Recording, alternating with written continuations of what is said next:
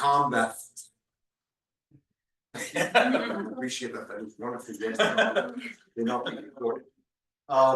So one of the things that we did in putting all of this together, all the work that we've done, all the innovations we've looked at, all of the entrepreneurs we've worked with, all of the agency research topics that we've examined and analyzed, is to understand that there is, in fact, behind all of this, an impact and investment thesis that an organization like ours would pursue.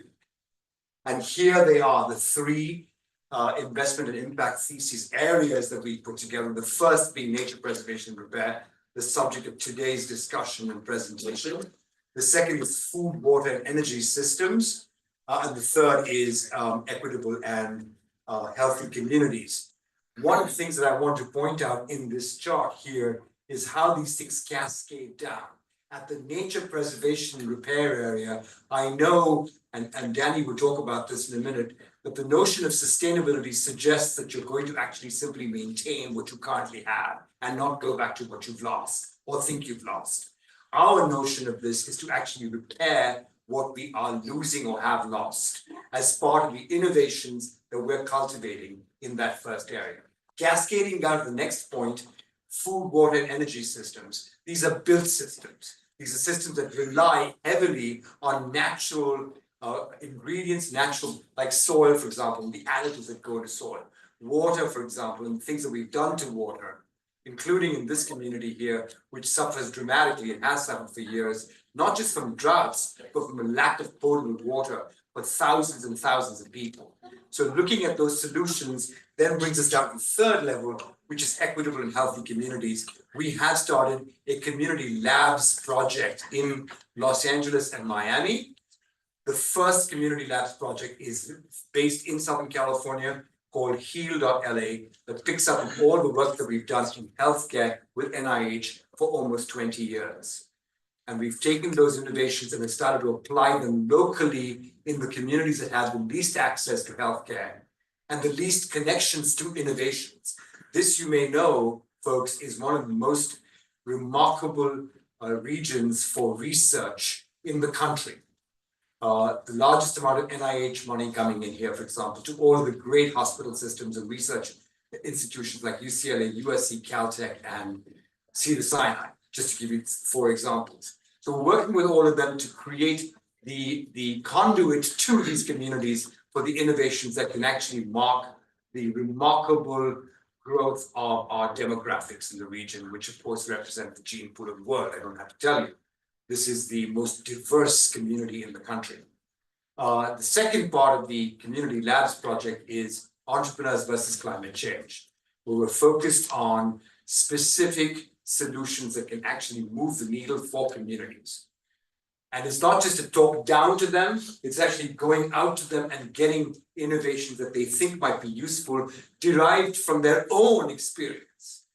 That's a different kind of thing to what you would normally see from tech-enabled kinds of opportunities that other organizations are using. So I think it's going to be a template. We're hoping it is. It's a lot of work and it's a lot of hard kind of engagement with people in those communities. So with that, I just wanted to point those out so you can understand that our focus is on fostering a sustainable planet. It does not mean, as you will hear from Danny, that sustainability for us is simply going forward. What do we do? It's also going back and checking out what are the conditions that made this possible for us to have such a dire time. Just a quick note here, we live in California. 8 of the 10 largest wildfires in California have been in the last 5 years. That's a pretty daunting and remarkable statistic. It's not an accident at all, whether it is caused by arson or otherwise. It is the conditions that we have allowed to develop in nature that have caused these conditions to become so remarkable. Just so you know, until 2018, there really wasn't a huge wildfire in Portugal or in Spain. And now it has become an annual event. But that's just one aspect of the whole array of things that cause us to have concern over the impacts of climate and what we've done to nature, without the kind of buffer that we have already enjoyed for so long. And the thesis that you're going about to hear about from Danny is how do we restore abundance? How are we able to bridge this seemingly incredible gap between our understanding collectively of what nature has been able to give us and what we need to be able to do to allow it to repair itself and to also take action ourselves. So a great thesis, a remarkable and provocative presentation. Let me introduce my good friend, Danny Johnson, who's Director of Marketing and Communication for the Nature Conservancy Pacific Region. Danny.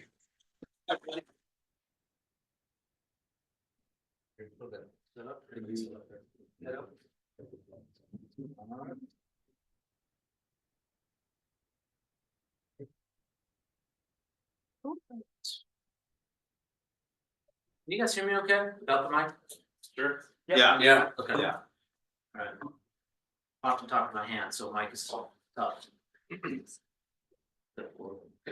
And you guys are gonna play the video. She's gonna, Okay, perfect. she'll take care of it. All right, cool. Hi, everybody. I'm Danny. I work for the Nature Conservancy. I'm the head of communications and marketing communications, sorry, for the Pacific region of the Nature Conservancy. So that's California, Hawaii, and Palmyra, Micronesia, and Polynesia. So a lot of my work involves the oceans, but we also have a lot of land work here. Our teams are for land, water, ocean, climate. That's kind of how we categorize our work. I'm here today to have what I hope is a pretty interactive conversation. Of course, I'm approaching things from a marketing communications perspective. So when we talk about restored abundance, part of how we'll set the stage for that conversation is by figuring out why hasn't there been a bigger response to what are very clear climate-driven changes in our landscapes, in our oceans, et cetera. So I'm going to start. I'm going to set up that topic by telling you why I love what I do. But first, I firmly believe nature's future is our future. I think one of the biggest challenges we have is conveying that to people. There is no such thing as your life goes on and nature crumbles. We deeply depend on the systems and the services that healthy ecosystems provide us for basic things, air, water, right? I think sometimes that reflects in our language. Like you say, I'm gonna go spend a weekend in nature. And then you come home and then what? No nature, like it doesn't work, right? So my job is to figure out how to get people excited about conservation, how to get people excited enough to write checks for conservation, because it's extraordinarily expensive to do conservation at scale, and otherwise to get active. And with that, one of the first things I love, this thing doesn't advance, so first thing I love about my job is I get to work with some of the best scientists on the planet. Across land, water, ocean, climate, we have 900 scientists that work in 77 countries or regions. And I gotta say, it's super scary and super refreshing to get nothing but a pure science-driven perspective, right? It's based on data, it's based on the best available science. There is no agenda, there's no politics, it's just information and the reality of where we are on the planet and some of the problems that are facing us. So that's one thing. This is a setup, so we'll get there. All right. Let's see. The second reason is stakes. Like I said, nature's future is our future.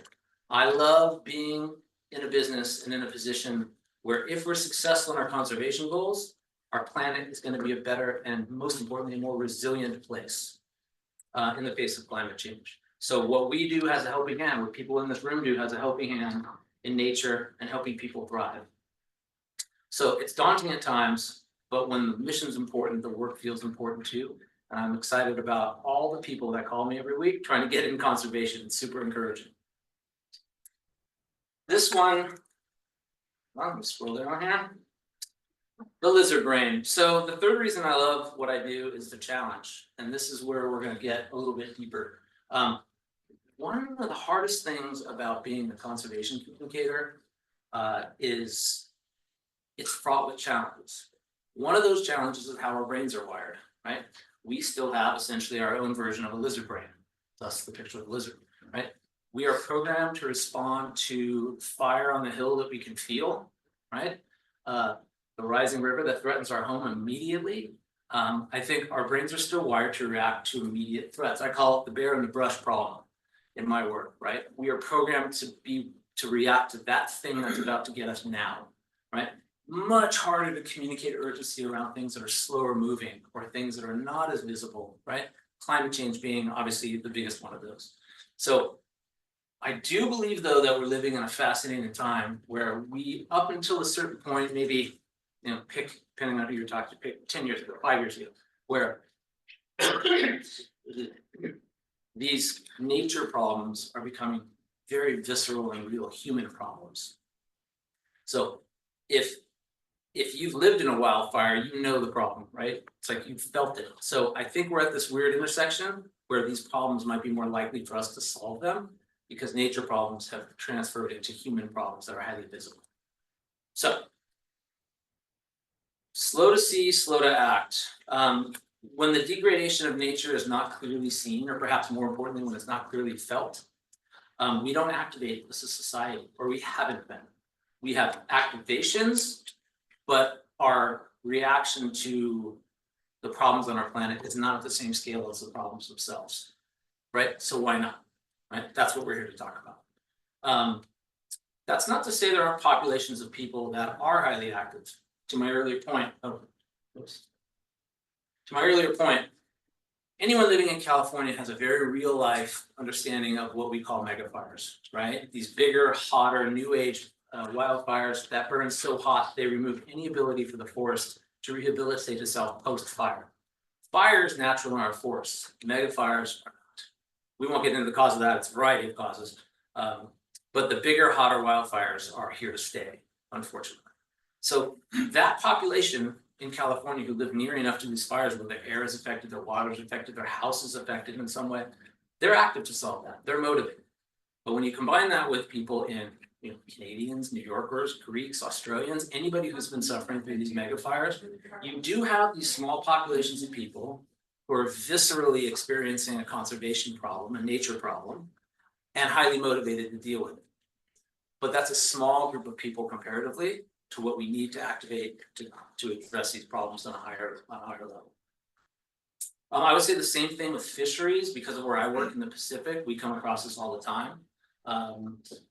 Many fishing communities have realized that their fisheries are in danger. And the reason they know that is because they see smaller, fewer fish. And it's gotten to the point where they realize that if they don't implement tools, it's a lot of work we do in the Pacific, if they don't implement tools to manage those fisheries, the next generation doesn't have a chance to make their living the same way many, many, many generations before it did. Very real, visceral, they're moving. Oops. I would say coastal communities. I see this all up and down California, right? You live in San Diego, right? You see this in San Diego. Sea level rise is real. It's slow, it's plodding, didn't happen overnight, but you're starting to see a real impact of it.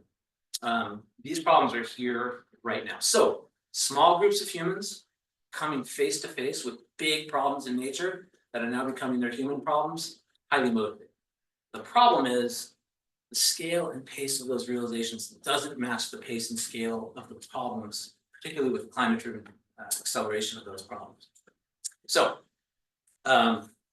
what's standing in the way? Get through my slides. I think we can all agree that, to some extent, that as a global species and a global society, our reaction to the massive impacts and even the specter of climate change has not been as massive as the problem itself. So why is that?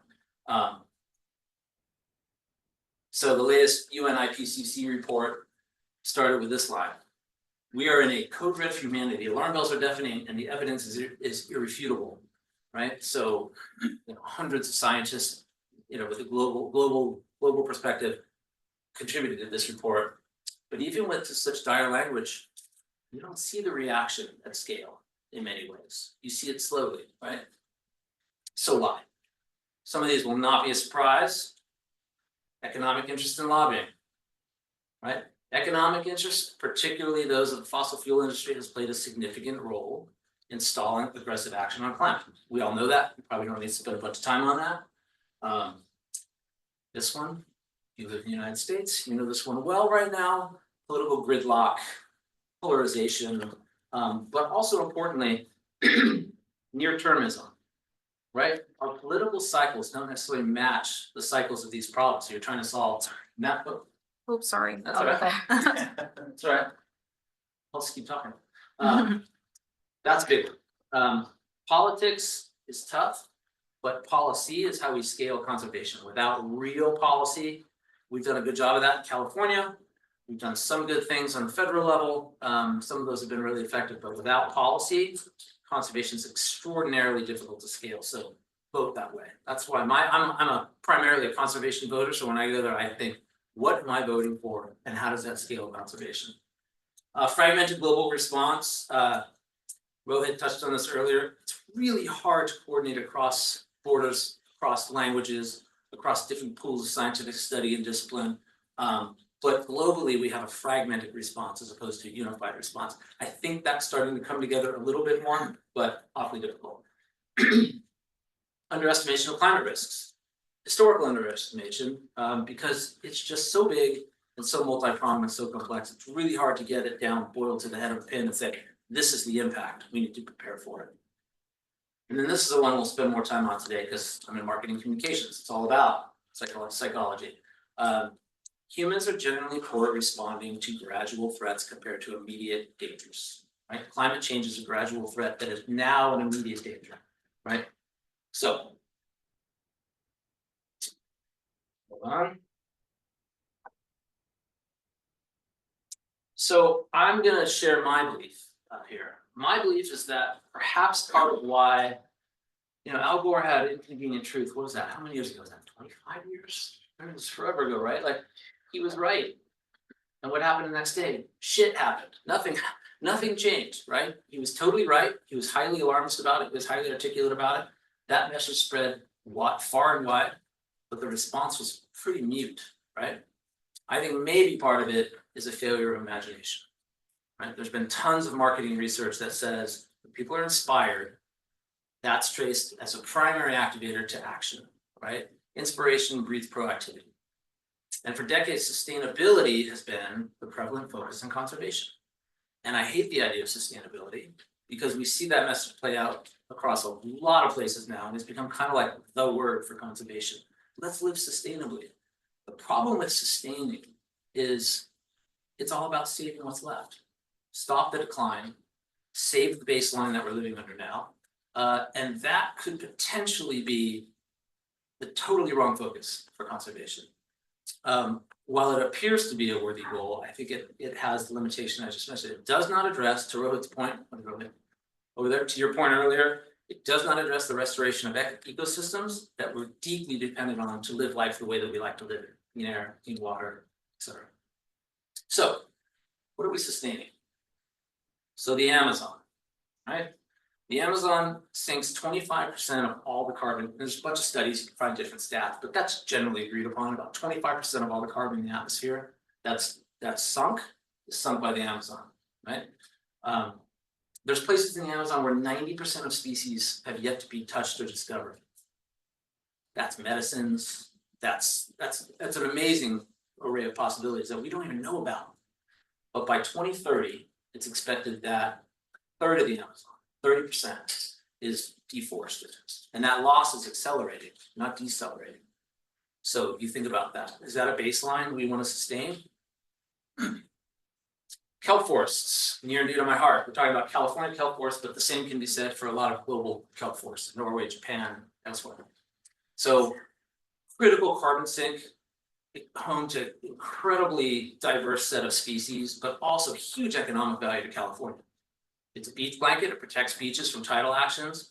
Without kelp, you lose about $350 to $500 billion of economic value just in the species you lose, the rockfish, the lobster, all the things that depend on kelp. We lost 96% of the bull kelp in the Northern California coast, which is the most productive form of kelp, both from a carbon sinking perspective, but also from a species habitat perspective. 96%. Is that a baseline we want to protect? I think we got work to do, right? Wetlands, right? Again, this story is going to get nauseating here. In 50 years, we've lost 35% of the world wetlands. Those are swamps, those are mangroves, those are a bunch of different types of areas. Incredibly biodiverse ecosystems, incredible carbon sinks. Wetlands play a vital role in carbon sinking. It's down here, 4 times higher than terrestrial forests. They sink carbon 4 times the rate of our terrestrial forests, right? So Sierra Nevada or whatever. And then something we work on a lot out of California, coral. 50% of our ocean coral reefs have been lost, and the remainder in grave danger from human activities and climate-driven warming. Human activities, by the way, I don't attribute everything to climate change. I think climate change is an accelerator. There's usually multiple reasons for catastrophes in nature. Coral is an example of that when I see human causes. Excuse me. It's usually wastewater, chemicals from sunscreens and other such things, and misuse, human misuse, right? But coral is, 1 out of 4 animals in the ocean depend on coral for their survival. And many communities throughout the Pacific, I deal with them every day, Micronesia, Polynesia, Hawaii, they depend on coral for their livelihoods, and they have for eons. So coral is critical, right? My point of all these examples is not to bum you out on an evening here, but to raise the question, like, is sustaining the baseline what we're all about? Because I don't think that's very motivating. It's not motivating me. I'm in the conservation business. I imagine it's less exciting for people. I mean, look at Elon Musk. His mission of SpaceX is to make humans an interplanetary species. Say what you want about Elon Musk. I'm sure there are a lot of opinions in the room. We won't go into that. But how long is that going to take? How many people are actually going to Mars? Tiny. Look at his market cap. What's our market cap for conservation? Right? Where the solutions are here. It's immediate. You invest in that forest, you invest in that swamp, you invest in that coral. It happens now. Right? So part of what we're going to talk about is this idea, shifting baseline syndrome. So this is not something I coined. Somebody way smarter than me has written papers on this. But it's really a form, I think what we suffer from in conservation is sort of a form of generational amnesia, right? The baseline, your baseline that you've lived in your life is less than your parents, and that was less than their grandparents. But our definitions of sustaining are based on the baselines we have right now, right? So shifting baselines is a huge problem in conservation. Anything that we do, species like Arctic ice loss, sea level rise, measuring any difference over time requires a starting point for reference, right? And our short lifespans ensure that each generation is going to define sustaining a baseline in very different ways. And it gets very dangerous when you're at a point where we are, where nature is highly degraded in many of our critical ecosystems, right? So, I'm going to use an intentionally anecdotal example because I think this is how shifting baselines are experienced from generation to generation. They don't jump out and say, "Hi, I'm a shifting baseline," or, "Oh my God, we went from a zillion fish to 0 fish." It's the composition of these resources change. So I'm going to lead with an example. It's a little corny, but stick with me. Plus, it's the only one I have in this deck, so we're going to live with it. So these are all pictures taken from a study done at the same fishing spot in South Florida over decades, right? It's a long-term study. I think it was commissioned by the University of Miami. And you'll see, like in this picture in the 1950s, like think of the size of the groupers compared to the fishermen, right? And you can see no small species. Why? They weren't out for small species. They were fishing these fish, the groupers, right? And you can see it on both sides. You compare the size of the fish, right? Here's the same exact spot in the 1960s and 70s, right? The biggest fish are no longer bigger than the fishermen. You see the size of the groupers is much smaller. Why? Because we've overfished, so they don't have as long to grow up. Same problem we're having in tuna fisheries right now, right?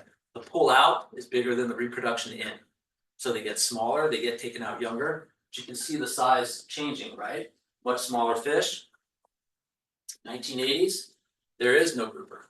There are no large scale fish, right?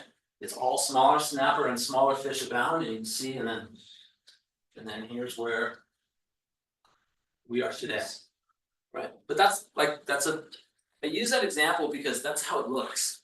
Like when you're living in the world and you see it shift, you see resources dwindling, that's what it looks like. It's not like a highly data intensive study, although there is a data intensive study behind this that proves it, but that's observationally what it looks like. So let's talk about abundance. So it's hard to paint a picture for what nature used to be and what abundance used to be in the world. because those are old measurements. Many times there's no pictures, there's just sketches, there's stories. But there are some verifiable facts. Take Atlantic cod, for example, right? The Gulf of Maine was historically rich in Atlantic cod. And there's many writings where to catch those fish, early European settlers described the water as being so thick with cod that the way they would fish is they'd have a 4-rope basket with a cone. They'd lower it in the water, raise it up, and the basket would be full. If you did that now, you'd catch 0 fish, right? So that's abundance. That's the type of abundance we're talking about. Beavers. Beaver used to be estimated at 200. There's these widely varying estimates because there were no studies done. But most scientists, and beavers are, they change the terrain of rivers, right? They're incredibly beneficial. They're landscape developers, basically, at a conservation level, right? The dams, the creatures that depend on the dams, the pooling of the water, all the viral pools, the insects that grow from that. I mean, they're huge terraformers, right? Used to be 200 to 400 million individuals. That's probably down to 10% of those numbers, right? Every lake and stream used to have beavers in it in certain areas of the United States. Pacific salmon, something near and dear to the fishing industry here. In the Columbia River alone, they used to see salmon runs maybe 50 years ago of 10 to 16 million fish annually. It's probably down to 15% of that now, right? It still looks dramatic. It still looks incredible to watch a salmon run, but compared to the baseline of decades ago, it's not much. Hi. Oh.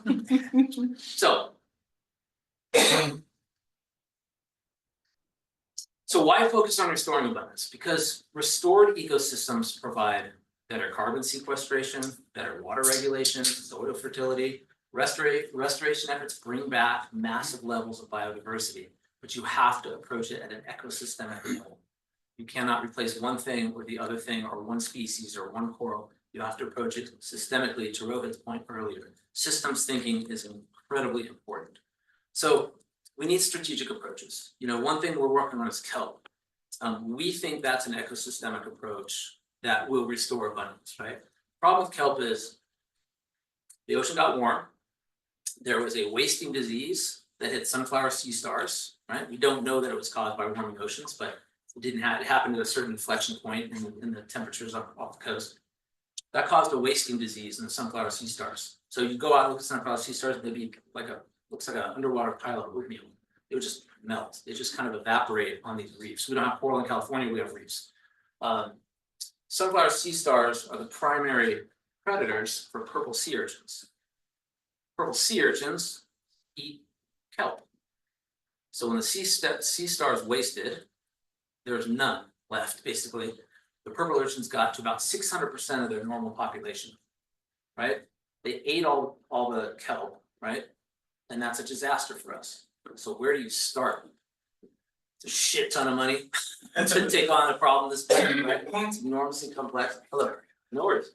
But the ecosystemic approach is we got to do it all. We have to grow sea stars in the lab and outplant them and manufacture them at a bigger level. I know it sounds terrible when it comes to a living thing, but we have to have a scaled production of those organisms, right? We have to create an aftermarket for purple urchin uni because we have to create an incentive to get urchins out of the water, right? So we created a market for purple uni, which is now big. A lot of the uni you eat is purple urchin uni. We also have to raise kelp that were heat resistant and outplant them. So, but it's circular. If you just did 1 or 2 of those, it's kind of like a beach cleanup. Unless you're turning off a plastic spigot, it's awesome to get all that plastic off the beach. It feels awesome. It feels great. I've done many of those, but you're not dealing with the problem. You have to have an ecosystemic approach to it. That takes huge numbers of partners, huge sums of money, and I think a focus on abundance rather than restoration. I mean, rather than sustainability. I'm gonna do a 5-minute video after this. Do I have 5 minutes? Yeah, you can go 5 minutes. I'm gonna share. I won't go to the next slide because you guys are gonna play it off the hard drive, right? Just you can click the next slide. The next slide. So this is a video that's just a quick summary of our approach to coral distribution regeneration. The world needs coral. The world needs people who think about how to approach that problem from a different perspective. Coral reefs are probably the most threatened ecosystem at this point. We've lost more than half of the world's reefs. 1 in 3 to 1 in 4 species of animals in the sea occur on coral reefs. Climate change, it's changing the acidity of our water and can cause bleaching. Diseases destroy 100 to 1,000-year-old coral colonies in a matter of a couple weeks. That then in turn impacts the fishing industry, which then in turn impacts the tourism industry. Coastal communities would see flooding a lot more often. The reef is degrading at a rate that's faster than we can keep up with. Our coral needs to be restored incredibly rapidly. Unless we really scale up coral restoration, produce more corals more cheaply, we're just not going to make a difference.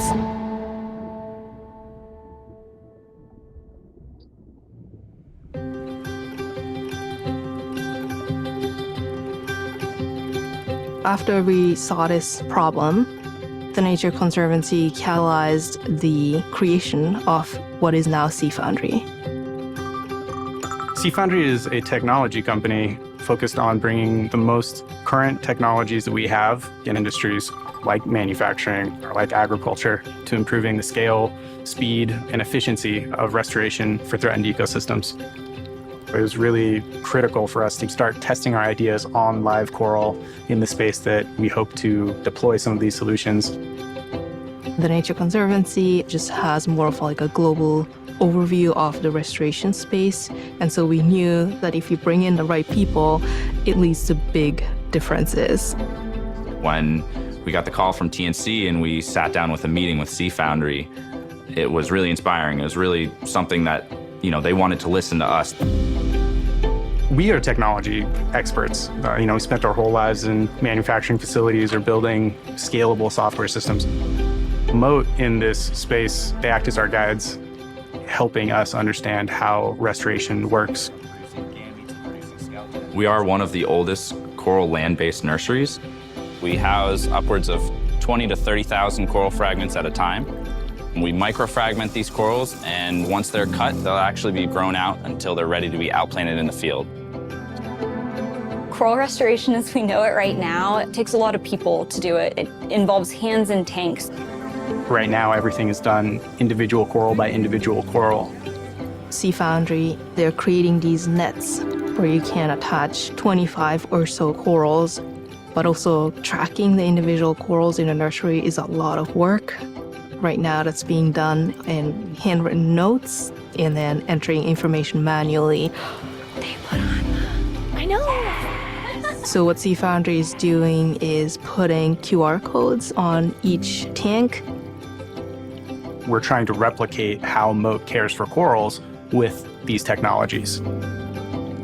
So the gantry is what ties the system together. It's a robotic system. It moves in 3 dimensions, so X, Y, and Z. Travel to a specific address in the tank, scan that QR code, and then bring our rack of coral to a cleaning station, have it go through that cleaning process, and then put it back.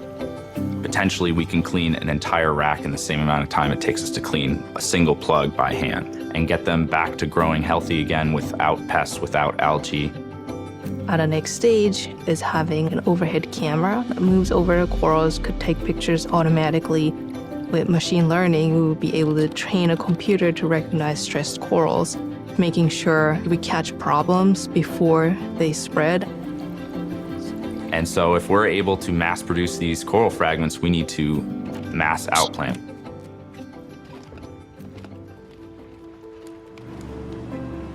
This outplanting is incredibly exciting for us because it's the first time that coral that we've cared for are going to go into the ocean and try to grow. We'll see how much more efficient we are in the outplanting process. Instead of us spending 1 minute per coral that we're outplanting, potentially we can spend 1 minute per grouping of 40 corals outplanted. We've actually gone out and seen their outplants since we put them out, and they actually look pretty good, pretty healthy. Nothing's come dislodged, so we're really happy about that. They're alive, they're kicking. So we went out at a month and all of the nets were still there. We're really looking forward to seeing how they progress. Seeing the reaction of practitioners that's kind of the biggest motivation and reward for me, how they appreciate Sea Foundry's work. So I think this collaboration is really unique in that 3 entities with different skill sets came together to make coral restoration more efficient and cheaper. We want to increase the amount of coral we're able to grow, hopefully outpace the degradation that we're seeing out on our reefs now. What ties us all together is this belief and this passion that we can apply technology to making the restoration process more efficient. It's what's going to make the difference.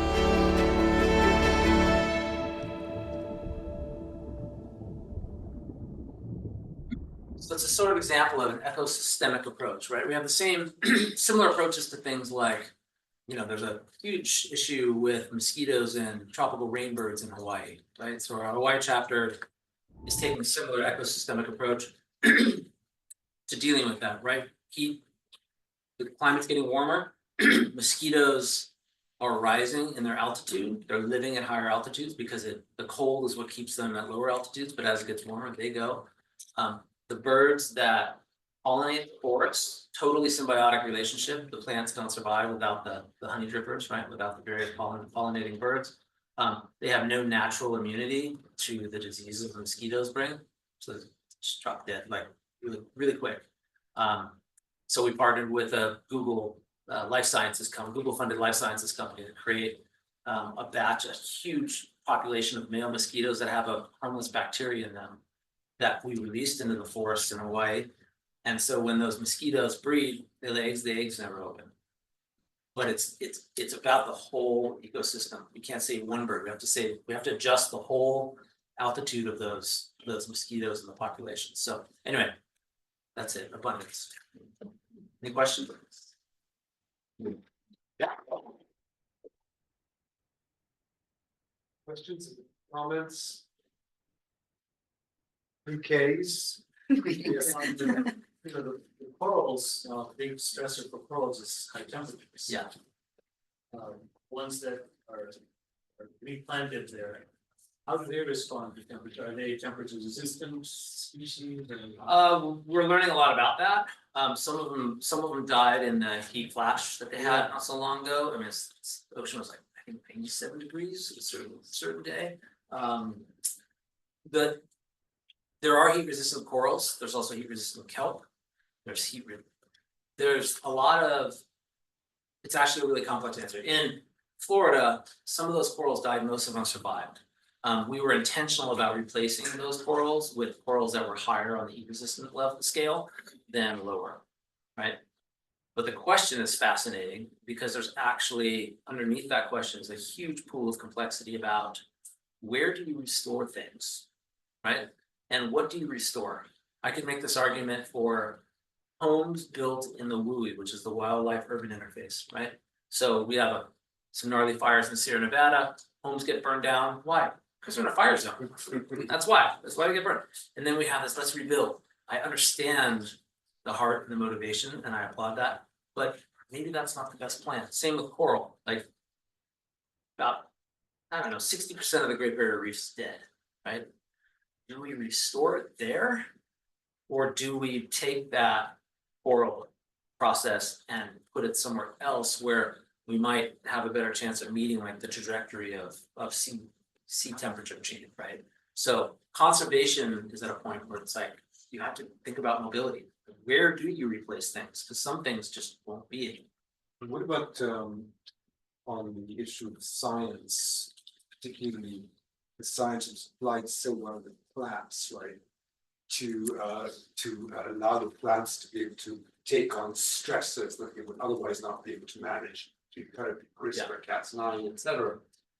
Are those kinds of technologies available in the coral industry? Yeah, they are. Okay. Yeah, there's a lot of like gene splicing and other things where you're creating species that are just hardier and give you a better shot because it's to respond to your point. super labor intensive to do it. Yeah. So Yeah. we need them to work. Yeah. I loved I'm sorry I joined a little late, but I love your slide where you showed about the 6 different pillars or reasons why that systematic change is not happening. There are lobbies, there's friction between different geopolitical powers. But we seem to be going against the same tide all the time, like, change cannot happen if it's happening or maybe the policies are not getting formed at the rate at which it should be formed. There's not that much alignment going on. What are some things that you have learned that might change a strategy and be more effective? Like, it's like you're trying to break a wall, sometimes the wall can push you back. But then if you can scrape the wall little by little, it might be more effective building a tunnel through it. Yeah. So just from an everyday standpoint, what has been your learning? Should we change our strategy on how we're addressing these issues? Or should we? Yeah, we should. I mean, I think it's having multiple strategies. There's certain things that we can't do anything about. Example, if you just believe climate change is a hoax, first of all, you can't be my friend. Second of all, there's nothing we can do about that. Like, you're so far from facts that every science worth their salt would tell you can't bring somebody that far along, right? If the hardest part about policy is short-termism. So it's getting voters to care about things so that pressure goes up, and maybe that short-termism is combated that way. So we just got a climate bond, a $10 billion climate bond on the ballot. We fought for 2 years to get it on the ballot. We had geo-targeted ads, we had events in Sacramento, we had a zillion cups of coffee with a zillion people. We got it on the ballot. Huge win for us. Doesn't matter if we don't pass it, of course, but Californians, it's about 59% are in favor. It's Proposition 4, it's on the ballot in November. 59% of Californians want that. And they say it's for the basic reasons: clean air, clean water. When you approach people and it's like, save nature for nature's sake, they don't. But if you approach nature, nature's future is our future. That's like our tagline, right?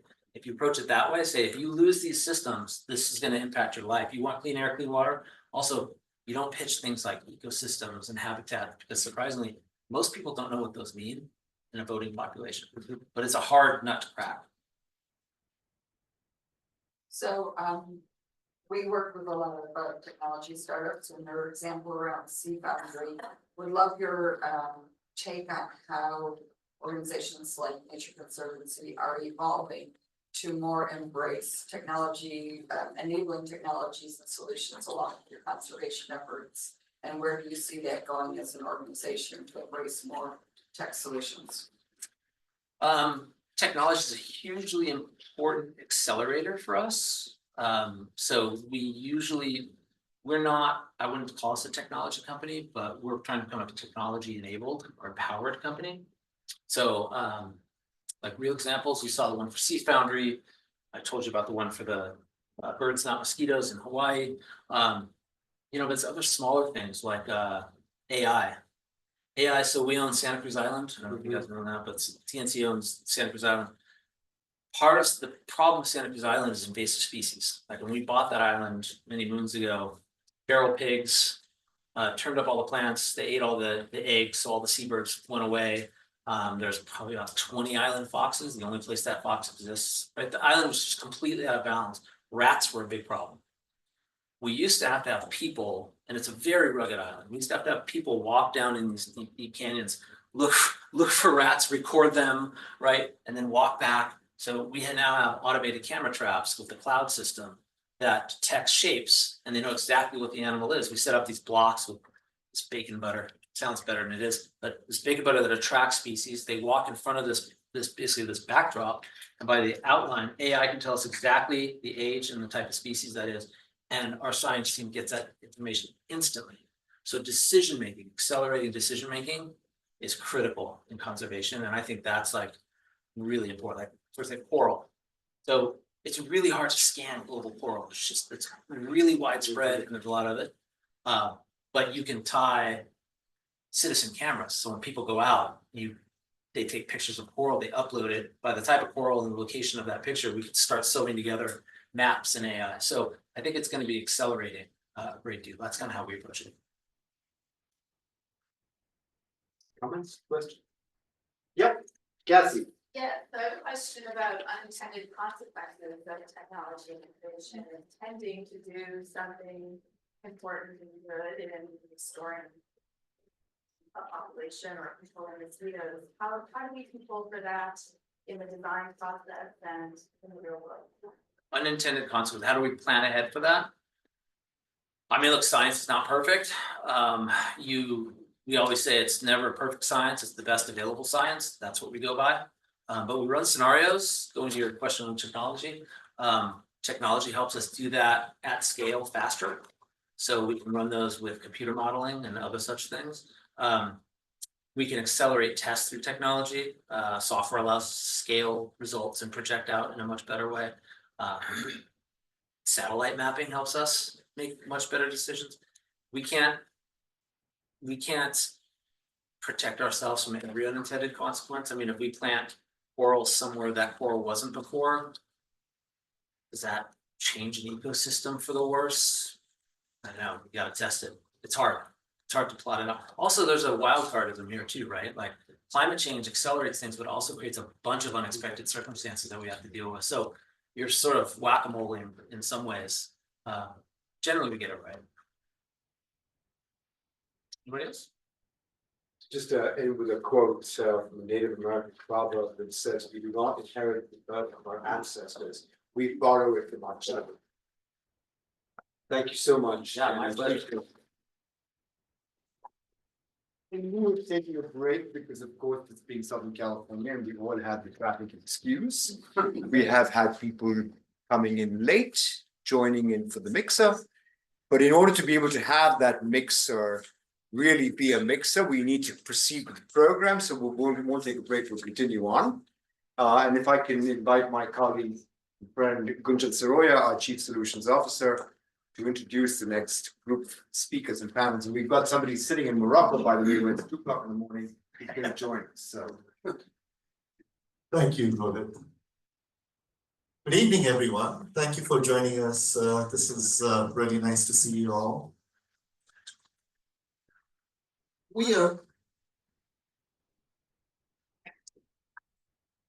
going to talk about sustainability and the butterfly effect.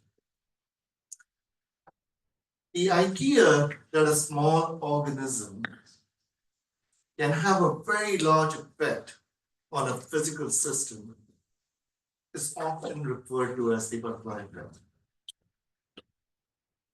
We have a diverse ecosystem, and Danny was very kind to share that with us today, that supports a web of life.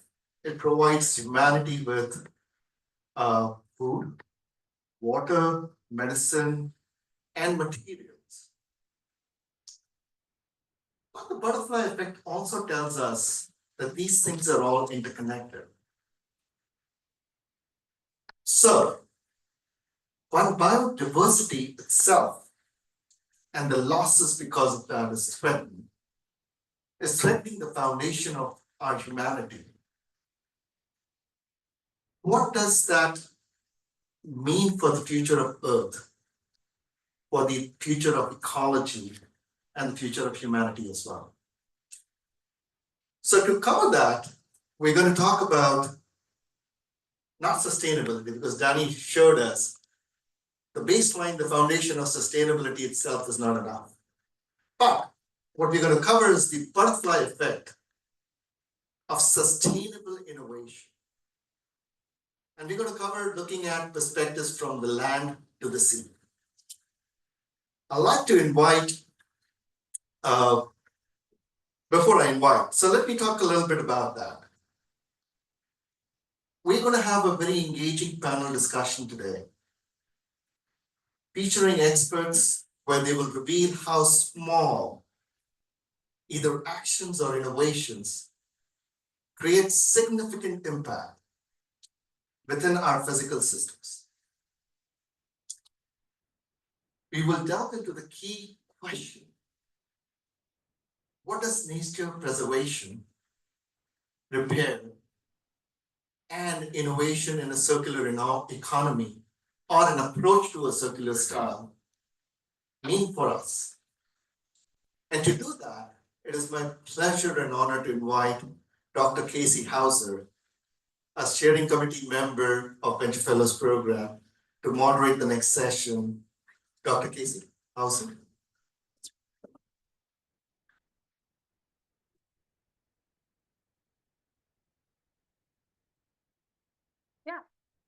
And it's Cassie Rauser.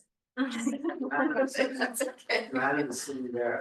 So I want to invite up our panelists right away. We have Sabrina Williams with us tonight. She is the CEO and founder of Seed and a Larta Venture Fellow for 2024. And we also have David Songstad with us today from USDA, NEPA. And then we have joining us from Morocco, I heard. Yeah. Johanan Dujon. And he is the CEO and founder of Algas Organics and also a 2024 Venture Fellow for Larta. Should I sit up here? Sure. Yes. Right in the middle. I like to look at you guys when we talk. 1 minute here. We don't have a lot of time, so I want to give time for questions and some interactions. And we already covered, what the butterfly effect means, sustainability. I love the take on sustainability, not being about sustaining, but really thinking about the way we can thrive and together with nature. That the butterfly effect really reminds us of our interconnectedness to the physical, the natural world, and our place within it. So we have just 30 minutes or so. We're gonna have just a question that each of our panelists responds to. And then after each of their responses, I do want to open it up for some dialogue between all of you here and them, and then we'll move on to the next panelist to sort of address that same question. And that question is to, provide us a bit of an overview of what it is that they do in their work, in their companies where they're developing these different types of innovations and interventions for a thriving ecosystem. But also to then, make sure to connect that to the way we think about nature preservation and repair. So a thriving ecosystem, thriving nature, thriving society. Ecosystem is far more than just the natural part, of course, it's the physical part, it's the part that we're connected to as well as people, society, etc. So they're going to respond to that first, and then we'll open it up to some questions. So I am going to start with you, David. I guess we'll pass that. Okay, well, thank you. You've heard the word convergence a few times today. And I want to kind of echo that word one more time because it's an important word in my vocabulary. And let me share a story on how that all came about. A good friend of mine is Gil Buchanan, the former Undersecretary of Agriculture. And I was visiting him down in Tifton, Georgia. And he mentioned to me, he always calls me David. He said, David, you can't separate food security from energy security. They're inseparable. And when you think about it, he's right, because the price of oil goes up. Guess what? The price of food goes up. And his words really stuck in my mind, but then I started thinking more about it. And I was thinking, food security, energy security, but sustainable agriculture is tied in with that. So that started to settle in my mind, and it led to a book that came out a few years ago, which is The Convergence of Food Security, Energy Security, and Sustainable Agriculture. So I came up with a Venn diagram of those three circles representing those three different areas, and it's that convergence is where we need to be, where it covers all three, but it's that sweet spot right in the middle. And that's where we need to be in order to produce the food and produce the energy and protect the environment in a way where we can save it for future generations. And it's, a simple concept, but I tell you, with the current environment that we're in right now, I think we need a little bit of convergence way beyond the scope of this meeting here. And so, hopefully we can have more, applications of convergence. So the book came out, and it's something that, is, very important even today. And that central convergence part, I have it portrayed as a circle. When you think about the circular economy, it's a good visual. When you think about regenerative agriculture, it's a good visual. I work for the USDA. I'm the national program leader for SBIR and STTR. One of our topic areas is bio-based products, where someone, an entrepreneur, comes up with a new idea to take someone's waste and generate a product from it. You know, to conserve carbon, conserve, you know, raw materials, be mindful of not having to go to petroleum to make things from scratch. So that's what excites me about my job, is being able to talk with entrepreneurs from San Juan, Puerto Rico to Honolulu, Hawaii, and everywhere in between. And I feel like I'm making a difference. To be full disclosure, most of my career was in the private sector. I worked for Monsanto, I worked for DuPont, which was Pioneer Hybrid. And what brought me out to California was a genome editing company. So I know the Cas9 CRISPR system very, very well. And it's, and those are all tools in the toolbox too, as well, in terms of reaching that convergence.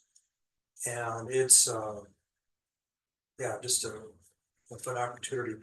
In terms of the butterfly effect, I've got a different perspective on that from the private sector.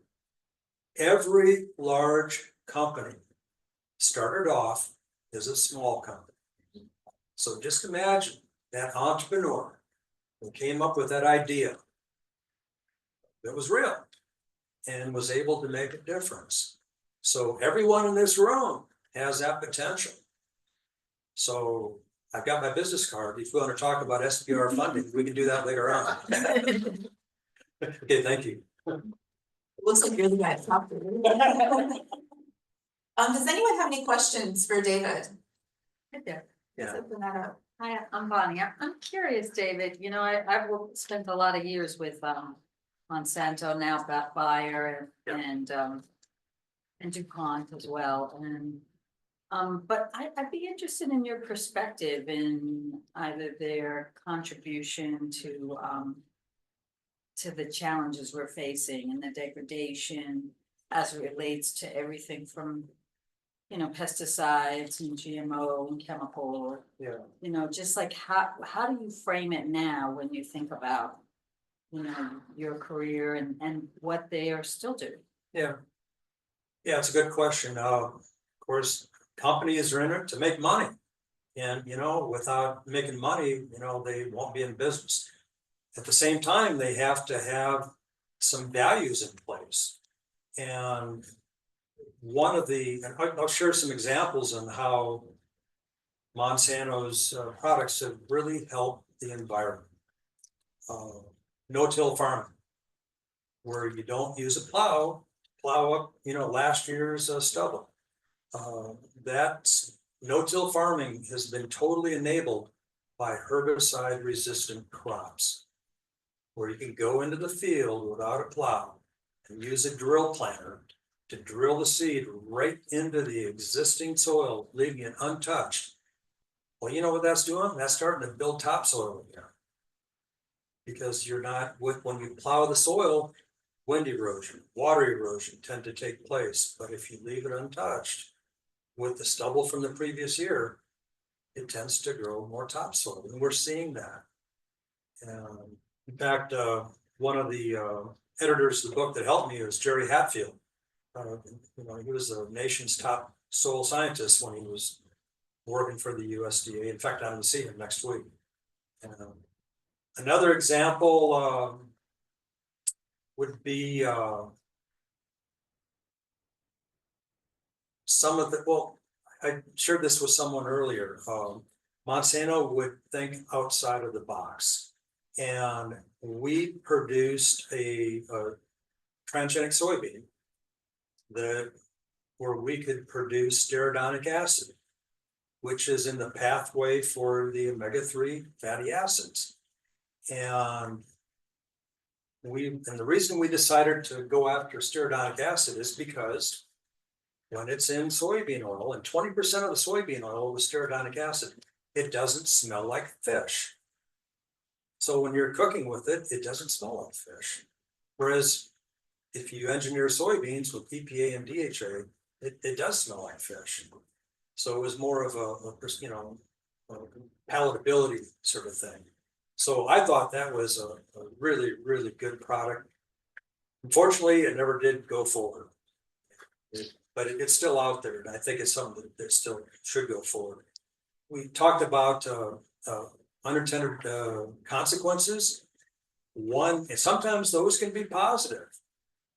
A researcher at Iowa State was testing our yield guard event, the product that was for control of lepidopterans, the caterpillar insects, and noted that the aflatoxin levels were a lot lower in BT corn because it was killing the insect that was the vector for transmitting the fungus. So that was an unintended consequence that was very, very positive. So we tend to think of unintended consequences as being negative, but they can be positive too. And Monsanto, I know they got a bad rap in terms of suing farmers. Well, let me share the other side of the story with that. All the lawsuits that came out from that were when farmers broke the grower agreement. Just like Bill Gates has an agreement for Microsoft. You can't copy Microsoft Word and hand it out to your relatives. You can't do it. Just like you can't hand out Ronald Brady soybeans to your friends and neighbors because there's a grower agreement. Every time Monsanto sued a farmer over that, they won. You know what they did with the money? They gave it to that farmer's local community. It was a donation. Monsanto did not profit one bit from that. So it's, I think the company had its, they realized the right thing to do was just to give it back to the community. Yeah. All right, we're opening a can of worms with this one. And we do have some time after to network, and you all can ask David your questions and get his take on that. But you did mention soil, so we're gonna go over to Sabrina here, who is working in the soil space, which, if you're not familiar, in our response to the climate crisis, is a very critical component that does not get hardly any attention. People don't like to talk about it. I don't know. Yeah, and am I on? I am on, right? Yeah, and it's funny, even as I got into the space, my company is called Seed, but I started out 20 years in the nonprofit space working with underserved folks, and we started helping them grow food, and Seed was a project that came out of the nonprofit. And one of the things that I learned along the way is that soil is different than dirt. So, changing the language around, what we grow our food in is important too. But something that's so interesting tonight, when we got the questions and we met the other day, I was starting to think about this concept of interconnectedness. And, it's exposed a lot of vulnerabilities, of course, over time. I've had friends that were really impacted by the Delta situation last weekend, but even during COVID, we had supply chain. So there are a lot of negatives, of course, when we talk about our global interconnectedness and reliance on each other. But as the eternal optimist and maybe Pollyanna that I am, I'm really interested in the interconnectedness as it relates to resilience. And so one of the things that we're doing with Seed is looking at resilience and in particular the soil and drawing down carbon. So we have a soil carbon sensor that's helping folks understand baselines. We talked about the word baselines earlier today. But it's helping folks understand the quality of their soil, and in doing so, allowing them to make management decisions to be more productive. And really what's important for us is looking at, we talked about topsoil and creating more topsoil. This really scary stat, about 60 years left of topsoil, which essentially is 60 annual harvests. And I might not be here, a lot of people might not be here in the room in something, you know, unless something really extraordinary happens, but I have a child, and it's like Rohit's comment about the Native American comment about, I forget what he said, we're looking at our generations for the future. And so with seed, what we're really looking at is these incremental changes and talking about the butterfly effect. For us, it's really literally the soil and micro biology and microorganisms. And probably you've heard about this mycelium highway and how under the soil you have these branching out. It's actually a language that's going out underneath the soil. And we're adding inputs to create more of that and to increase the soil's ability to create that highway. So that's a resilience piece, this interconnectedness. And I just wanted to touch on really quickly, earlier, the Nature Conservancy, Danny Johnson spoke about the inspiration, getting folks on board. And as a community organizer, I did that for decades. One of the things that has really worked is taking these very individual relationships and creating circles around those. And that's that ripple effect. And we're doing that with the soil carbon sensor in smaller communities. Smallholders is where we're focusing on, because you take those single folks and they have an opportunity to impact their entire community. And I'm always happy to talk more about how you get folks on board, because I have a background with that. And I think that's the key, talk about ripple effect, what we're doing with our work with seed. Great, thank you. Anyone have a question for Sabrina? Before you pose a question, however, I do want to mention, I was reading your bio and I saw that you had that 70% of agriculture worldwide is produced by small plot farmers. Right. But of course, most of the technology, especially technology by, you know, big ag corporations, is not available to the small plot farmers. So Right. what you're doing with seed is that much more significant and can really impact the way we produce food. 500 million smallhold farmers. And that's all of us too. We're all smallhold farmers, anyone that's growing on under 5 acres. So consider yourself a smallholder. Excellent. Any questions for Sabrina? When you mentioned that you're increasing the inputs from the crops through the networks, can you talk a little bit more about that? What does that mean? So specifically, we're working with biochar, and so very particular inputs. We discovered working with farmers in the greater Los Angeles area that were experimenting on their own, that biochar was one of the quickest ways to increase their productivity, and we were able to measure that with the sensor. And they're also working in conjunction with mycorrhizal fungi. So those two things together are really what's making the change for a lot of these farmers. Great, thank you. We'll move on to Johanan. Can you hear us? Are you there? Hi, yes I can. Yes I can, and yes I am. Great, thank you. Thank you so much for joining us. I heard it's very late over there. So if you could just present us with a little overview of what you do with Algas Organics, and talk a little bit how that connects and contributes to nature preservation and repair. Sure, so what we're doing is that we're now cutting deforestation, pun intended, and we're doing that by helping Forest 500 companies to replace wood-derived pulp fiber with our seaweed-based alternative, which they can then blend to produce paper packaging and tissue. So the Forest 500 is sort of like the Fortune 500, except nobody wants to be on that list or should want to. The Forest 500 are the 500 most damaging companies to forests globally.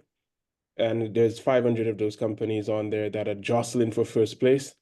But now there's new regulations that are coming on that are forcing companies to, starting in Europe at least, to prove that their materials are deforestation free or lose access to the European market and face financial sanctions, and that's going to come across to Canada, probably the US last.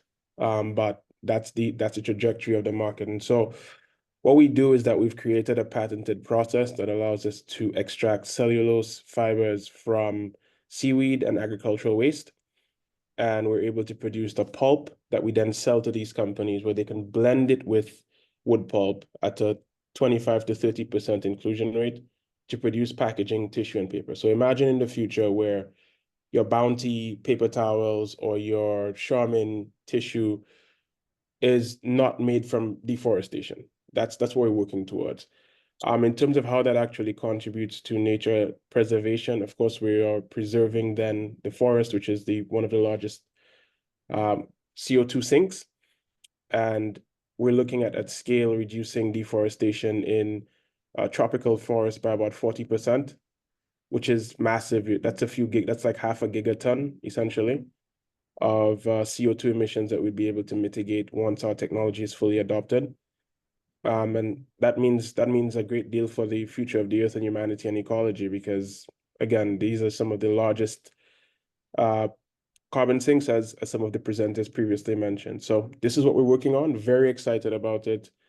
And it's very encouraging to see the level of interest and enthusiasm from the Forest 500 companies. And I will just end by saying that I realize that companies want to do well, but as the other panelist mentioned, from my colleague from the USDA, companies want to make money. And unless there's regulations that are going to cause them to move in a particular direction, and unless they have alternative materials that don't have this ridiculous green premium, they're not going to move.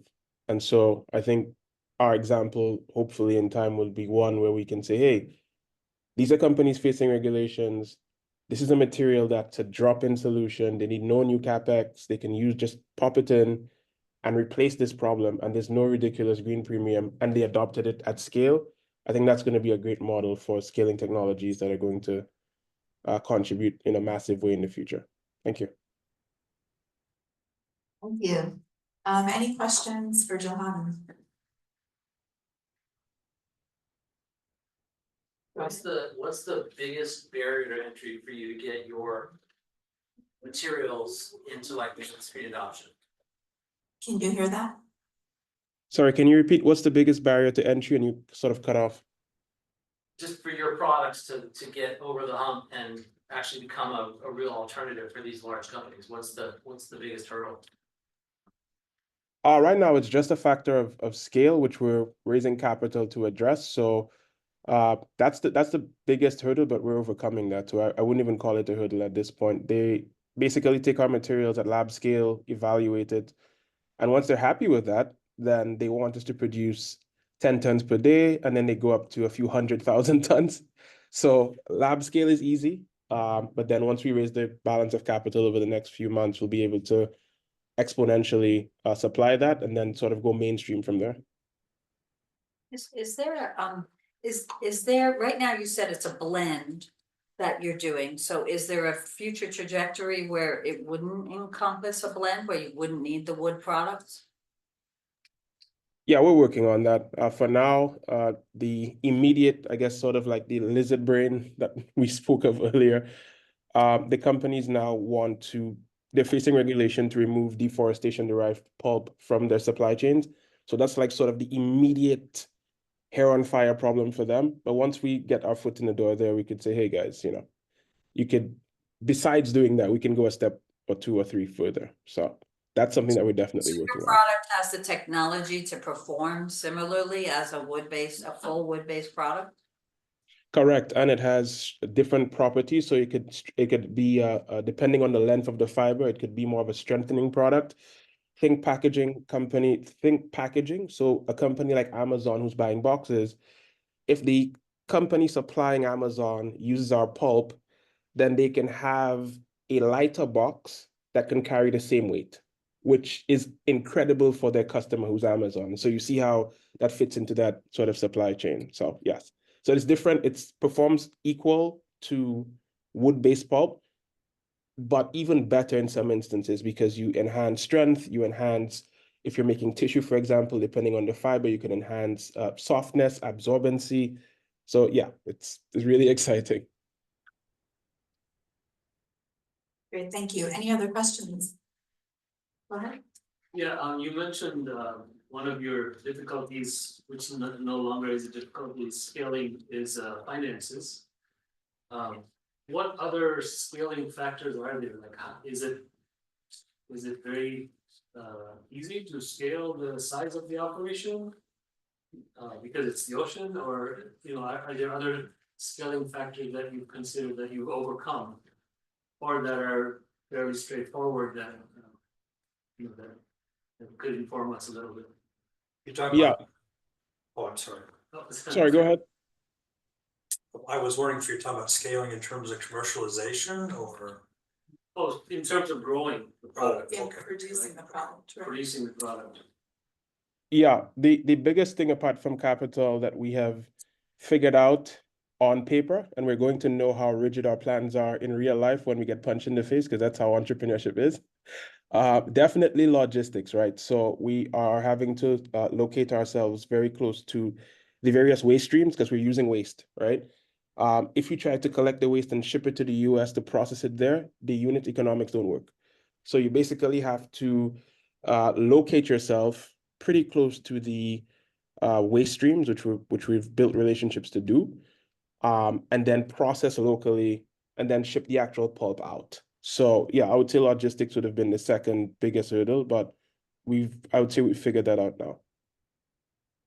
So growing the product is not a problem. The area and the size of the operation is fairly easy to scale. Correct, yeah. So basically we have access to 100 million metric tons of waste. To put that into perspective, the global pulp industry uses about 198 million metric tons. So we have access to more than enough material at the existing inclusion rate to displace about 40, maybe 50 million metric tons of pulp per year. Part of the dialogue, sorry, Cassie, you have one. Part of the dialogue around any of these kind of bio-based products has to do also with the whole measurement system of carbon footprint, right? And so what I was wondering was whether you get any of that at all. Amazon has a huge concern about this, and obviously they want to play in the carbon credits market themselves. But if you're going to be shipping this stuff out, you may actually be reducing that kind of benefit that you may have from the actual product itself being lighter, being more sustainable, etc. Have you considered how you can actually measure those things, shipping out large amounts from places where you're processing it to other markets? That's part of the sort of carbon footprint consideration. Have you thought about those kinds of things? And I would add, I was gonna ask something similar about the life cycle of the product, right? So, is this recyclable? Is it reusable? That would impact that as well. Absolutely. So too early to tell for now. We believe it is, but again, this is at lab scale for our customers. So they are, so far from just the first run, it's able to be blended in. They will look to see how many times they could likely recycle this. So to be determined on that. In terms of it's a net positive because again, for every ton of material that we produce, you are reducing CO2 emissions by about 330 tons. So it's pretty sizable. When you look at what you're shipping out, that's a tiny aspect of it. So it's a massive net benefit to customers in terms of carbon credits. Yeah. Sense, Cassie, the density issue also reduces therefore the shipping cost and the emissions. Very good, very interesting. Thank you. So I think we maybe have just a couple of minutes for questions for the panel generally, other members of the panel. Everything we've talked about is, super complex, multi-beneficial, impacting really important pieces of the climate response in the soil, in the forests. Any sort of final questions or thoughts Yeah, Cassie, one thing I was gonna ask, I mean, a part of this community, this conversation goes about communication and stuff, and Absolutely. And I wanted to do a shout out to Sabrina, because that's what she's doing in communities, to be able to educate and communicate this whole notion, the solid highway. You might want to respond to that, Sabrina. Yeah, thank you. Again, having a background in community organizing, it was really important when we started doing this work and working in soil to engage communities. And a lot of that work, like I said, ripples out to beyond communities. And one of the ways, just anecdotally, that we did that is there are certainly people, as you talked about earlier, Danny, about folks that you say climate change and everybody shuts down. So that's not where you start. You start with, do you like to eat? Most people are gonna say yeah. And then you give them an option. You talk about, well, taste this tomato, which one tastes better? We take those baby steps, literally doing that in communities, starting with kids. They taste something, they're into it. Now they go home to their parents and they say, we have to start growing.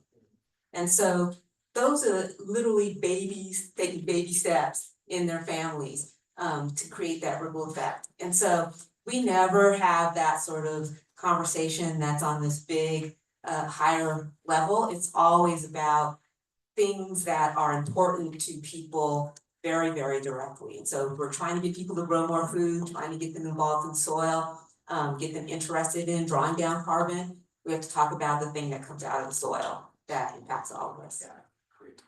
What I find so remarkable about the way that your product evolved was because it evolved out of community conversation. Right. So you understood what the challenges were and what the need was and developed it in response to that. And fantastic. That's the way to be successful too, right? Make money doing that. I actually was going to make exactly that question about to all of you, how to actually to find a better way to communicate with the community. And I'm asking that because I went from developing product when 2012 sustainability name started in my department with design with conscience, and at one point I went, how we actually gonna sell using materials, going to products very expensive, how we gonna actually teach the majority of the population that are consuming. So I created Neighbors by Design, a project that I did the pilot model in my neighborhood. And then I ended up doing a vegetable garden right in front of my house, which actually these have become a project that now we're gonna take it to another level. But I totally appreciate and I really think we need to bring this education locally. The only way I think we're gonna solve the big problem. Yeah. I mean, even how you mentioned that Monsanto, they invested that money back into the community, into the place where that was happening. So I hope if anything that, community engagement and social impact arms of companies start being real departments in companies rather than just a kind of separate unit.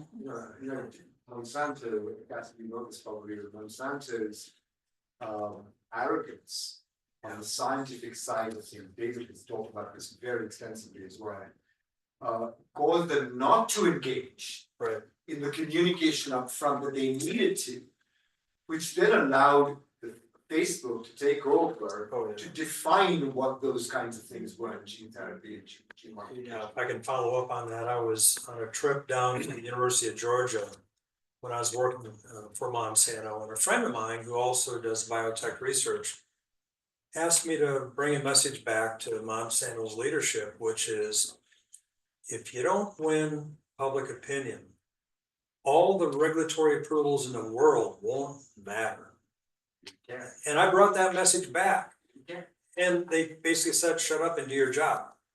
because they didn't get it back then. It wasn't until later when Fraley started doing things with Bill Nye the Science Guy and things like that, that they finally realized, you know, maybe we should be communicating on LinkedIn. Maybe we should be going out and, you know, interacting with, you know, with consumers and let them know that, you know, we're real people. But they were a little bit late to the game. Cassie, how about you? Your comments on your own. Oh, well, I'm from North Dakota, so. I know a thing or two about Monsanto. Yeah. Okay, I grew up in agriculture. Those are my family, those are my people. And the relationship is broken. There was never a relationship. So, and ironically, my brother-in-law is a plant pathologist and works in extension through the university within his research. And is in community all the time. So he has become sort of the communicator of solutions, of innovation and technology and, you know, the types of things that you've worked on your whole career. He's in community having those conversations. So thankfully we have extension programs and we have them here in California. But that community component is really, really critical. And you can't assume with your at the same time, I, in my doctoral work, my office mate went on to work at Monsanto. We were, you know, evolutionary biologists and geneticists, and he went on to do that. And like every time I see him, I'm like, what's what on the inside, you know? Top-notch science. Totally top-notch. He's brilliant, right? Yeah. Yeah, you know, one of my, we were just talking about this earlier, one of my colleagues at Monsanto is working at the Nature Conservancy. Yeah, you know, Michael Doan. And when at Monsanto, when we realized the importance of reaching out to interact with groups involved with conservation, we brought in the Nature Conservancy, we brought in the World Wildlife Fund, we brought in a lot of the different groups just to let them see what we're about. When the movie Food Inc. came out, we got the lead on that, you know, this movie's coming out and it's not gonna be very friendly for Monsanto. We approached them to say, would you like to hear our side of the story? And they said, no. So it's not part of the movie. What happens though, when you reach that wall that you haven't reached, what happens? Yeah. It's crazy. So to bring it back around to the incredible innovators that you are supporting in your fellow cohort this year and in years past, you always have a great group of folks who are working in thinking about our food systems and the way we engage our community in that. And the reason I work with Larta and I'm on the steering committee is because of their commitment to social impact, to equity, and they are not doing these things in a silo. And you know, that's part of the interconnectedness too, is breaking down the barriers we have. And you know, sustainability is thriving, not sustaining. I love that. I always say it's an opportunity, it's thriving. But it is also that if you get anything out of the word sustainability, right, it is about not just thinking about the dollars and cents, it's about the environment, it's about the social impact and the interaction there as well. And Larta is doing that, they're walking the walk and supporting really great folks in their efforts. Thank you to Brenda who's joining us from Morocco. Yeah. Yes, thank you so much. It was a pleasure. Take care, everyone.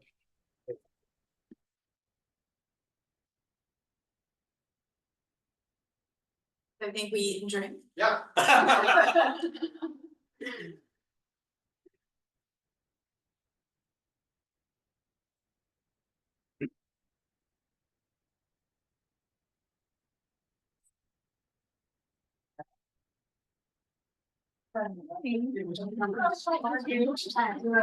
don't know if you remember.